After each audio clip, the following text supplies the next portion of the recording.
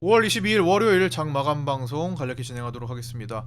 자, 금요일에 미국 옵션 만기일이었습니다. 미국 옵션 만기를 지나면서 나스닥 선물 이제 한 달 남았어요. 6월 만기까지 세 번째 주 금요일이기 때문에 한 달 남았는데 한 달 남은 시점에서 옵션 만기를 통과할 때마다 약간의 변동이 생깁니다.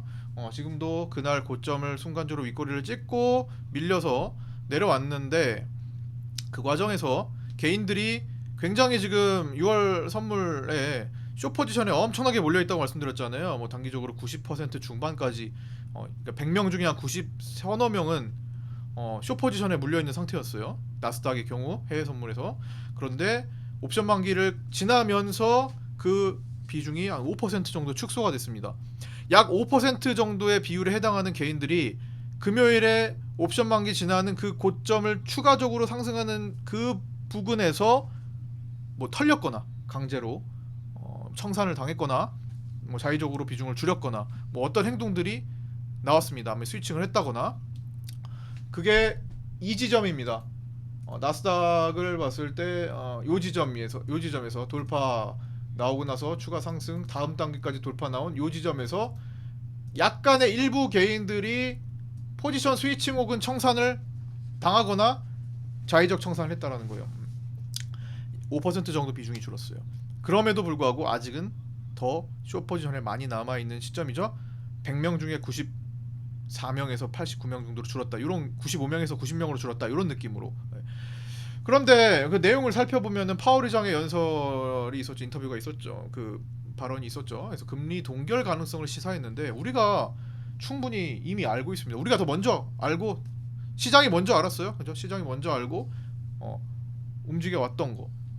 파월 의장이 금리 동결을 얘기하기 전에 이미 시장은 당연히 금리가 어느 정도 올라갔으면 이제 금리 그만 올리고 동결하고 나중에는 또 금리 인하로 가는 게 당연 수순 아닙니까? 그죠? 막 평생 올라갈 수도 없는 거고. 그러나 파월 의장이 이렇게 직접적으로 끄집어낸 거는 진짜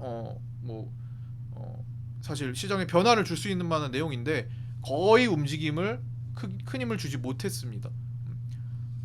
뭐 얘 말고 다른 내용이 그거를 상쇄시킨 거죠. 바로 밑에 있는 부채 한도 협상 난항. 근데 이것도 우리는 알고 있어요. 우리는 모든 결과를 알고 있습니다. 부채 한도 협상은 타결이 될 거예요. 그래도 제가 지난주에 말씀드린 거 타결이 되는데 언제 타결돼요? 시한을 꽉 채웁니다. 서로 원하는 거를 최대한 이뤄내기 위해서는 아슬아슬하게 시한을 채워야 돼요. 그래서 이젠 협상 안 되면 안 돼. 진짜 안 되는 시기까지 가버립니다. 일단 1차적인 관문이 6월 1일이라고 말씀드렸죠. 네, 그때까지 최소한 첫 번째, 그 다음에 7, 8월로 넘어가요.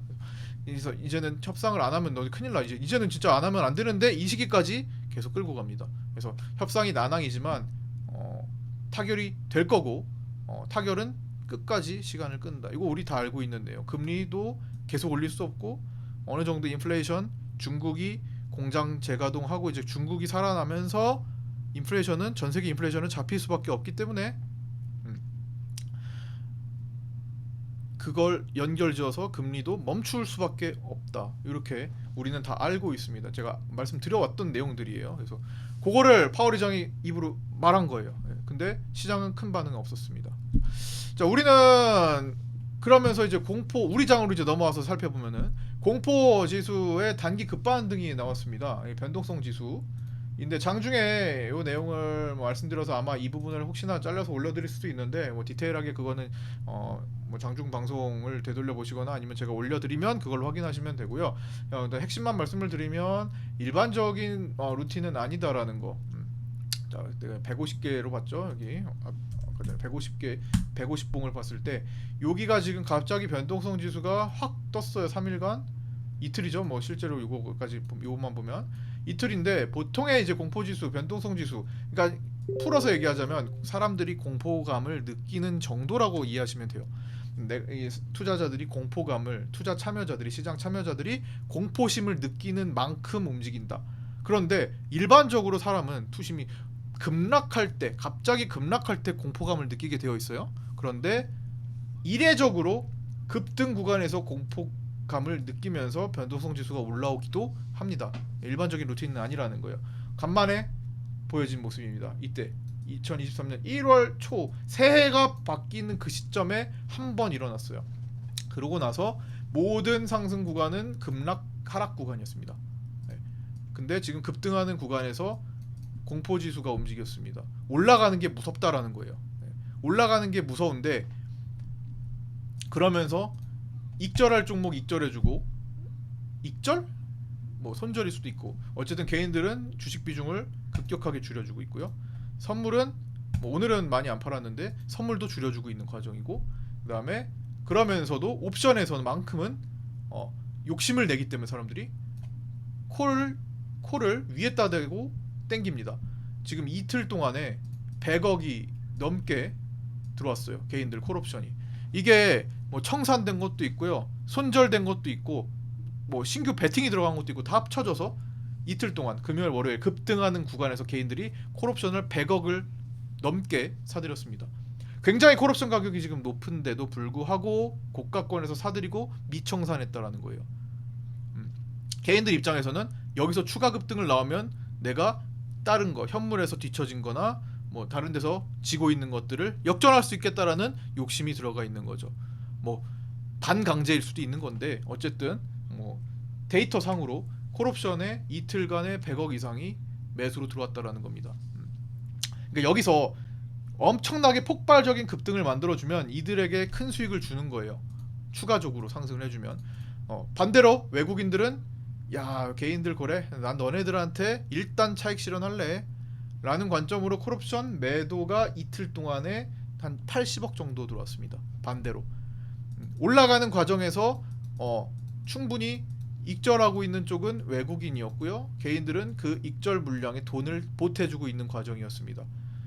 근데 추가적으로 올라갔기 때문에 그 진행 중인 거예요. 내일도 마찬가지가 될 수도 있는 거예요. 확률적으로는 조정 가능성이 높아지긴 했지만 뭐 오늘 선물도 한 4천원까지 사다가 외국인들이 줄어드는 거니까 막판에 요게 외국인 흐름이죠. 여기 외국인 요거 갈색선 선물을 쫙 사들이다가 오후장 들어가서 딱 절반은 줄어들었잖아요.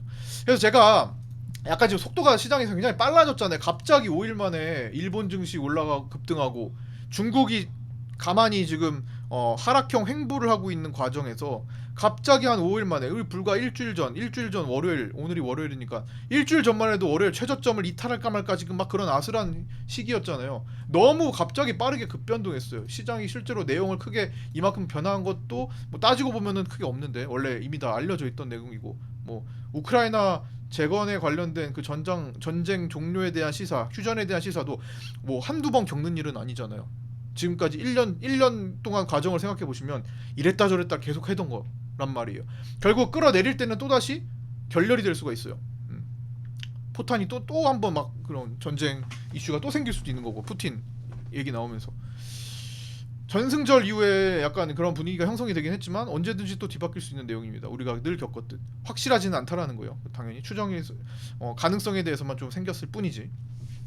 어찌됐든 다소 상당히 너무 급한 게 우리는 처음 보는 것은 아니에요. 그쵸? 최근에 처음 보는 움직임은 아니죠. 여기서 우리가 봤고, 여기서 봤고, 연초에 봤고요. 그 다음에 4월달에 봤죠. 연초부터 한 1월 내내 봤죠. 우리가 새해 들어서 이런 급반등을 겪었잖아요. 이 구간에 있는데, 지난번에 제가 이 구간을 갔을 때 제가 345에서 350 라인을 향해 가는 과정이라고 말씀드렸는데 조정이 나왔어요. 그 조정 사유는 5월물 때문이었고, 근데 6월물은 포지션이 너무 강하다. 5월 만기가 하방으로 끝나자마자 돌아선 거거든요. 근데 돌아서더라도 적당히 돌아서야 되는데 저는 좀 과도하다고 생각해서 단기 과열이라고 생각합니다만, 일단 외국인들이 선물에서 그동안 2달 동안 3월 만기부터 6월 만기까지 한 800억 정도 뒤쳐져 있다라고 제가 마감 영상에서도 요약해 드렸죠. 근데 이게 지금 마이너스 300억 선으로 좁혀져 있습니다. 그러니까 한 500억 정도 최근에 만회를 한 거예요. 그냥 수치적으로 보면 500억? 야, 외국인들 500억 얼마나 큰지 가늠이 안 된다. 1조 원을 샀을 때 5%가 500억입니다.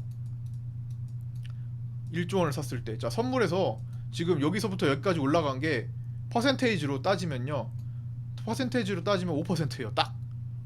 여러분, 이 저점부터 이 고점, 여기 종가까지가, 여기 보이세요? 조그맣게 이거 안 보이실 텐데 저점 대비 종가 부근이 제일 높은 종가가 아니라 제일 고점이 5%입니다. 5% 올라왔어요, 선물이. 1조 원, 그동안 500억을 메꿔냈습니다. 1조 원 정도가 영향을 미쳤다라는 거예요. 올라오는 동안에. 큰 거죠. 500억이라는 거는 실제 수익 금액이 바뀐 거기 때문에 굉장히 큽니다. 500억을 들어온 게 아니기 때문에. 그래서 굉장히 큰 변화가 생겼고요. 외국인들이 뒤처지고 있는 걸 역전하기 위해서 좀 무리했던 건지도 모르겠고, 어쨌든 외국인들은 지금 과열 인식 구간으로 오늘 수급을 약간 진정시키고 있는 모습이 포착이 됩니다. 그러나 아직까지는 추세가 상승이죠. 근데 추세가 이렇게 급하게 상승하면 급하게 식어요. 일반적으로. 잠깐만, 차트가 식어버립니다. 그 경계를 해야 될 부분이고, 저는 길고 멀리 가는 시장을 원해요. 그렇기 때문에 지금 조정이 필요하다고, 완급 조절이 필요하다고 보는 입장인데 계속 도망가네요. 도망가기 때문에 점점 흐름이 강력해집니다. 조정이 나오면 세게 나올 것이고, 지금 옵션 등합도 약간 오늘 등합을 아직 계산을 제대로 안 해봤지만 대략적으로 지금 코스피 200이 336, 335 비슷하게 등합도 오늘 어느 정도 올랐을까? 내려갔나? 비슷할 것 같긴 한데 약간 이제 단기 고점 인식이 생기는 찰나예요. 근데 더 올라갈 수도 있죠. 아직은 위클리 옵션과 월물 옵션 포지션이 상당히 강합니다. 우위에 있습니다. 상방으로 참조하시고, 오늘 종가상으로 봤을 때는 뭐 적절한 자리를 찍고 쉬고 딱 멈춰는 있었어요. 다만 단기 추세는 모자란다. 여기서 장대 음봉 한번 나와줘야 단기 추세가 꺾일 것 같습니다. 한 332포인트 정도 라인으로요. 추세가 꺾이면 한동안 어느 정도 며칠 좀 쉬어갔다가 그다음에 6월 1일 기점으로 MSCI 5월 말 기점으로 MSCI 정기 변경 리밸런싱 나오고 나서 시장이 다시 전개되지 않을까. 그래서 제가 며칠 전에 지난주에 이걸 그려드렸어요. 5월 31일 기점으로 전약 구간이 나올 수 있는 환경인데 바뀌었네요. 경로가 바뀌었습니다. 그 시점과 지금 시점에서 해석하는 게 좀 달라졌어요. 뭐 수급이 갑자기 확 바뀌었으니까 경로가 뒤집어질 수 있습니다. 이런 식으로 이렇게 좀 기준점 오늘 지난주라고 봤을 때, 자 그러면 태풍도 이렇게 가다 보면은 태풍이 원래 기상청이 이렇게 갈 전망이었는데 갑자기 장애물이 있어가지고 막 뒤바뀔 수도 있는 거잖아요. 여기서 딱 꺾일 수도 있는 거잖아. 약간 그런 식으로 지금 다소 서둘러서 6월 포지션을 향해서 자신들의 포지션을 향해서 가고 있는 듯한 느낌이 듭니다.